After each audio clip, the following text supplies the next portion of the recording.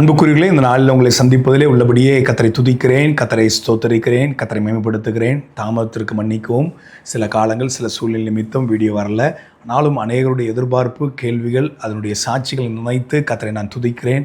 உங்களுடைய வேத வசனத்தின் மீது இருக்கிற அந்த தாகத்தோடு கேட்கிறதை நினைக்கும் போது என் தேவனை நான் மகிமைப்படுத்துகிறேன். அற்பமான ஆரம்பத்தை யார் அசட்டை பண்ணுவார்? இந்த வார்த்தை அடிக்கடி என் மனதிலே தோன்றும். அதன் அடிப்படையில் அநேக அந்த வீடியோக்களில் கர்த்தர் கிரியை செய்யும்போது எனக்கு ரொம்ப ஆச்சரியமாக இருக்கும். கர்த்தரை மகிமைப்படுத்துகிறேன். அடியேன் அப்பிரோஜனமானவன், செய்ய வேண்டியது செய்கிறேன். எல்லா கனம், மகிமை, துதி, புகழ் அவருக்கே செலுத்துகிறேன். இந்த நாள் தியானத்திற்கென்று எல்லாருக்கும் பரிச்சயமான ஒரு வசனம், சங்கீதங்களின் புத்தகம் 34ஆம் சங்கீதம். நான் வாசிக்கிறேன். சங்கீதங்களின் புத்தகம் 34ஆம் சங்கீதம் 10ஆம் வசனத்தை வாசிக்கிறேன். சங்கீதம் 34:10. சிங்கக்குட்டிகள் தாழ்ச்சியடைந்து பட்டினியாயிருக்கும், கர்த்தரை தேடுகளுக்கோ ஒரு நன்மையும் குறைபடாது. கர்த்தரை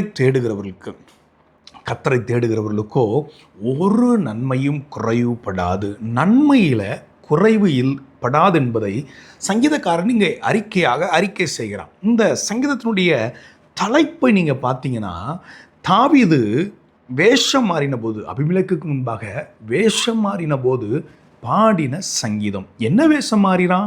அதே 1 சாமுவேல் புத்தகத்துக்கு நீங்கள் வருவீர்கள் என்றால், இதனுடைய இந்த சங்கீதத்தின் எப்போ எழுதப்பட்டது என்று சொல்லி அங்கே 1 சாமுவேலின் புத்தகம் 22ஆம் அதிகாரத்தின் முதல் வசனத்தை நான் வாசிக்கிறேன். 1 சாமுவேல் 22ஆம் அதிகாரம் முதல் வசனம்.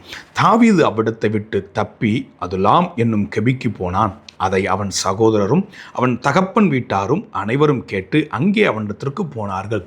தாவீது தப்பி போகிறான், அவ்விடத்தை விட்டு தப்பி போகிறான். எந்த இடத்தை விட்டு போகிறான்? முந்தின அதிகாரம் 21ஆம் அதிகாரம் 15ஆம் வசனத்தை நான் வாசிக்கிறேன்.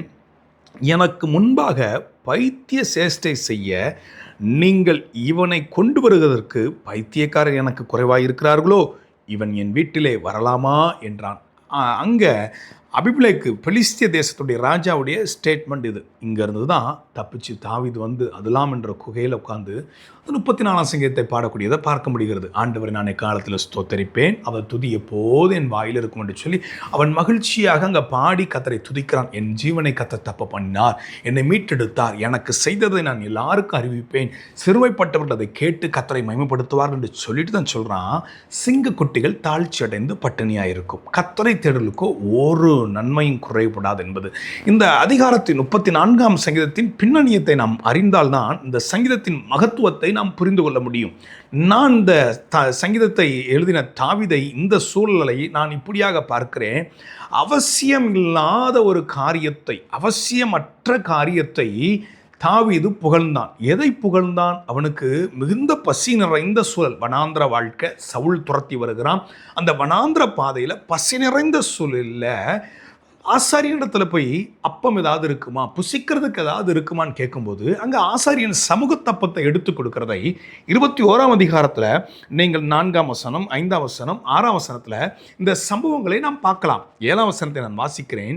சவுலுடைய வேலைக்காரில் ஏதோமியனாகிய தோவேக்கு என்னும் பேருள்ள ஒருவன் அன்றைய தினம் அங்கே கர்த்தருடைய சந்நிதியில் தடைப்பட்டிருந்தான். அவன் சவுலுடைய மேய்ப்பனுக்கு தலைவனாயிருந்தான்.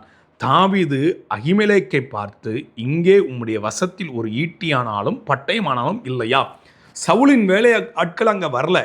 அந்த சூழலில் புரிந்து கொண்ட தாவீது, ஏதாவது ஈட்டி இருக்குதா, ஏதாவது பட்டயம் இருக்குதா? இஸ்ரவேல் தேசத்தினுடைய, இன்றைக்கு இஸ்ரவேல் தேசத்தினுடைய எல்லையில் இருக்கக்கூடிய காசா தேசம், அந்த எல்லைகளில் வாழ்ந்த ஒரு ஆசாரியனுடைய வீட்டில் நடக்கக்கூடிய சம்பவம் தான் இந்த சம்பவம். அங்கே சவுலுடைய படை ஆட்களும் வந்து போவது உண்டு. எல்லையாயிருப்பதுனால தாவீது தப்பி அந்நிய தேசத்துக்கு போகிறான். யூதேயா வனாந்திரத்திலிருந்து தப்பி ஓடி இந்த ஆசாரியனுடைய வீட்டுக்கு போய் அப்பத்தை வாங்கி புசிச்சுட்டு அவன் கேட்குற கேள்வி, இங்கே ஏதாவது ஒரு ஈட்டி இருக்குமா? 8ஆம் வசனத்தில் அப்படி தானே கேட்குறான். தாவீது அகிமெலேக்கை பார்த்து, இங்கே உம்முடைய வசத்தில் ஒரு ஈட்டியானாலும் பட்டயமானாலும் இல்லையா? ராஜாவின் காரியம் அவசரமானபடியால் என் பட்டயத்தாயிலும் என் ஆயுதங்களாயிலும் நான் எடுத்து கொண்டு வரவில்லை என்றான். நான் ஒன்றையும் எடுத்துகிட்டு வரல, ஏதாவது இருக்குதா அப்படின்னு சொல்லி அவன் அங்கே கேள்வியாக கேட்குறான். அவன் கேட்டதுக்கு ஆசாரியன் அகிமெலேக் அங்கே பதில் சொல்லுகிறான், நீர் ஏலே பள்ளத்தாக்கிலே கொன்ற கோலியாத்தின் பட்டயம் இங்கே இருக்குது. 9ஆம் வசனம் அதனுடைய பிற்பகுதியை நான் வாசிக்கிறேன். அதற்கு நிகரில்லை, அப்பொழுது தாவீது, அதை நான் 9ஆம் வசனத்துடைய பிற்பகுதி வாசிக்கிறேன். அப்பொழுது தாவீது, அதற்கு நிகரில்லை, அதை எனக்கு தாரும் என்றான். தாவீது புகழக்கூடாத பட்டயத்தை புகழ்ந்ததுனால அங்கே வேஷம் மாறக்கூடிய ஒரு சூழ்நிலை வருது. என்ன புகழ்றான்? கோலியாத்தின் பட்டயத்தை வைத்தா வீழ்த்தினான், இல்லை கவன் கல்லை கொண்டு வீழ்த்தினானா? கர்த்தருடைய நாமத்தை கொண்டுள்ள அதை செய்தான். கர்த்தருடைய நாமத்தினாலே கூழாங்கல்லை எடுத்தல்லவா அவன் வீழ்த்தினான். பின்பு அவன் விழுந்ததுக்கு அப்புறம் கோலியாத்தின் பட்டயத்தை எடுத்து வெட்டுகிறான். காரியம் அப்படியா இருந்தாலும் அவன் புகழக்கூடாத பட்டயத்தை புகழ்றான். அதற்கு நிகரில்லை என்று சொல்லி அதை புகழ்ந்து ரொம்ப அதற்கு கனத்தை கொடுக்குறான். இந்த பட்டயத்தை எடுத்து தான் பெலிசிய தேசத்துக்கு தாவீது போகிறான். இந்த பட்டயத்தை அந்த தேசத்து பிரபுக்கள் பார்க்குறாங்க, ராஜாக்கள் பார்க்குறாங்க.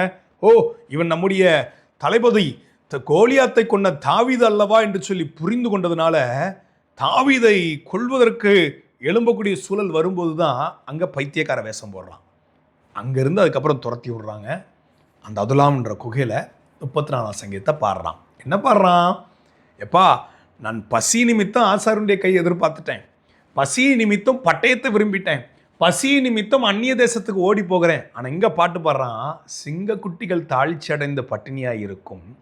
நான் கத்தரை தேடலை, புகழக்கூடாத பட்டயத்தை நான் புகழ்ந்துட்டேன். ஆனால் கத்தரை தேடலுக்கு ஒரு நன்மையும் குறையப்படாது. புகழ்ந்து தானே பட்டயத்தை எடுத்துகிட்டு போனால், அங்கே பெலிசிய தேசத்தில் அந்த பட்டயம் எதுக்குமே உதவலையே. அந்த பட்டயம் அவனுக்கு உதவவே இல்லை அந்த இடத்துல.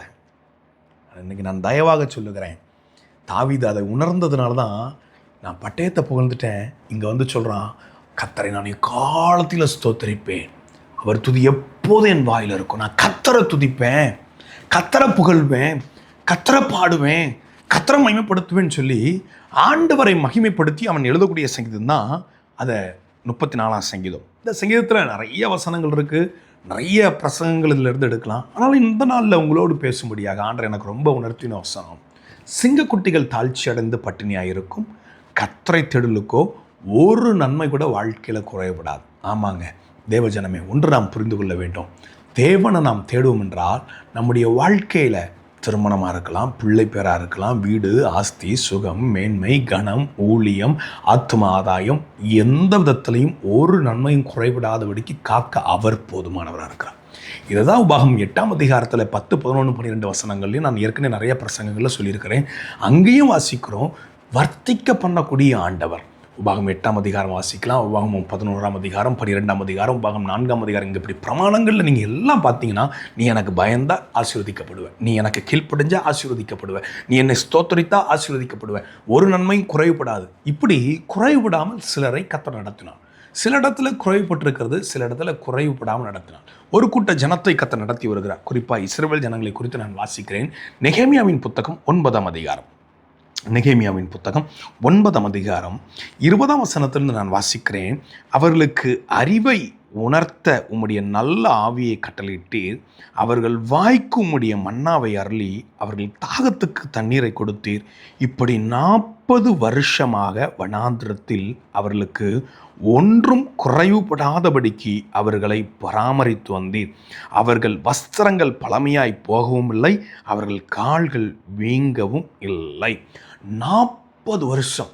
நெகேமியா 9:21 வாசிக்கிறோம், 21ஆம் வசனத்தில் வாசிக்கிறோம், 40 வருஷம் ஒரு குறைவு இல்லையா. ஆனால் 20ஆம் வசனத்தில் வாசிக்கிறோம், என்னெல்லாம் குறைவு இல்லாமல் இருந்திருக்கிறது, நல்ல அறிவை உணர்த்துகிறதற்கு நல்ல ஆவியை நீர் கொடுக்கிறீர்.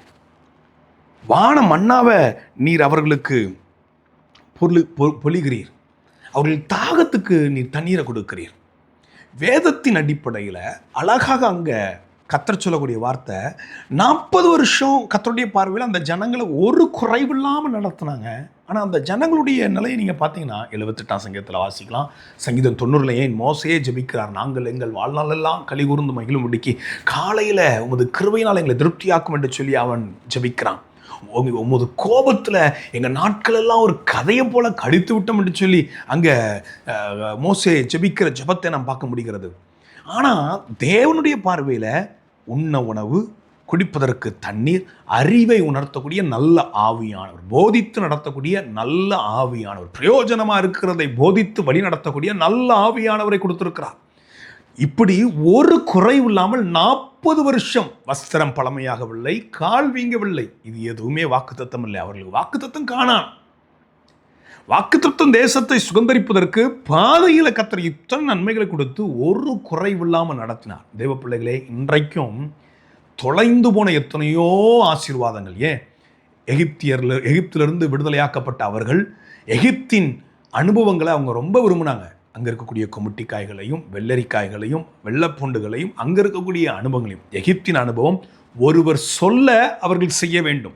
ஒருவர் சொல்ல அப்பொழுதுதான் அவர்கள் சாப்பிட முடியும். ஒருவர் சொல்ல அப்பொழுதுதான் அவர்கள் தூங்க முடியும். ஒருவர் சொல்ல அவர்களுடைய அனுதின வேலைகளை அப்பொழுதுதான் செய்ய முடியும். ஆனால் கானான்ல அப்படி அல்ல. சுயாதீனமாக வாழலாம். கர்த்தர் விரும்புகிறபடி வாழுகிறதுக்கு தங்களை அர்ப்பணிக்கும் போது சுயாதீனமாக, அடிமையாக அல்ல, சுயாதீனமா இருக்கலாம்.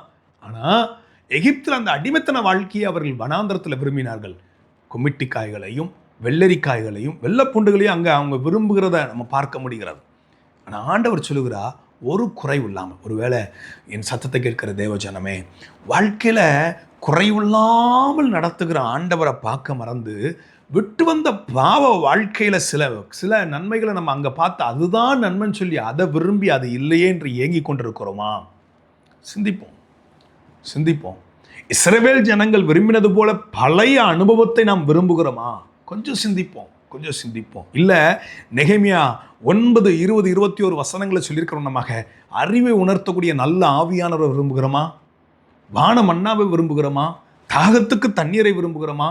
இப்படி ஒரு குறைவில்லாமல் 40 வருஷமா நடத்தியிருக்கிறாரே, நடத்தி வருகிற ஆண்டவரை நாம் பார்க்கிறோமா? இல்லை வாழ்க்கையில இல்லாததை நினைத்து இது இல்லையே, ஏன் எனக்கு இந்த வனாந்திர வாழ்க்கை அழிக்கவா என்னை அழைத்து வந்திருக்கிறீர் என்று சொல்லி முறுமுறுக்கிறோமா? தேவஜனமே, ஒன்றை நாம் நன்கு அறிந்து கொள்ள வேண்டும். குறைவில்லாமல் நடத்தக்கூடிய ஆண்டவர் நம்மோடு கூட இருக்கிறார். ஒரு குறைவில்லாமல் நடத்த அந்நாள் வரைக்கும் பரமக்கானான வரைக்கும் சுதந்திரிக்கிறதற்கு அவர் போதுமானவராக இருக்கிறார். ஒரு குறைவில்லாமல் நடத்த போதுமானவராக இருக்கிறார். எங்கேயோ குறைவுபட்ட நிலை இருக்கிறதா? நல்ல ஆவியானவரை இழந்துட்டீங்களா? வானம் மன்னாவை இழந்து விட்டோமா? தாகத்துக்கு தண்ணி இழந்து விட்டோமா? யோசித்து பார்ப்போம். எதில் குறைவுபட்டிருக்கிறோம்? இன்றைக்கு நாம் நம்மை மனம் திரும்ப அர்ப்பணிப்போம். சிங்க குட்டிகள் தாழ்ச்சி அடைந்து பட்னியாக கிடக்கும். கர்த்தரை தேடலுக்கோ ஒரு நன்மையும் குறைபடாது. கண்களை மூடி ஜெபம் பண்ணுவோமா? கண்களை மூடுவோம். தகப்பனே, இந்த சத்தத்தை கேட்கக்கூடிய தேவ ஜனங்கள் ஒவ்வொருவருடைய செவிகளை கர்த்தர் திறப்பீராக. ஆண்டவரே, 40 வருஷம் ஒரு குறைவில்லாமல் நடத்தி வருகிறீர். ஆண்டவரே, அதை உணர்ந்து செயல்பட கர்த்தருடைய ஆவியானவர் உணர்வின் ஆவியை இந்த சத்தத்தை கேட்கிற ஒவ்வொரு பிள்ளைகளுக்கும் தரும்படி நாங்கள் ஜெபிக்கிறோம். ஆண்டவரே, தாவீது புகழக்கூடாத பட்டயத்தை புகழ்ந்தது நிமித்தம் வேஷம் மாறி பாடினான். ஆனாலும் எங்களுக்கு அந்த சங்கீதத்தின் மூலமாக அறிவை நீர் உணர்த்தி கொண்டிருக்கிறீர். ஆண்டவரே, குறைவில்லாமல் நடத்தக்கூடிய உண்மை நாங்கள் பார்த்து எங்களுடைய ஓட்டத்தை ஜெயத்தோடு ஓடி முடிக்க கர்த்தர் எங்களுக்கு உதவி செய்யுங்க ராஜா. தொடர்ந்து நாளை தினத்திலும் கர்த்தருடைய வார்த்தையை, இதனுடைய தொடர்ச்சியை தியானிக்க எங்களுக்கு உதவி செய்யுங்க. கர்த்தர் மகிமை அடைங்க. இயேசுவின் மூலம் பிதாவே, ஆமென், ஆமென், ஆமென்.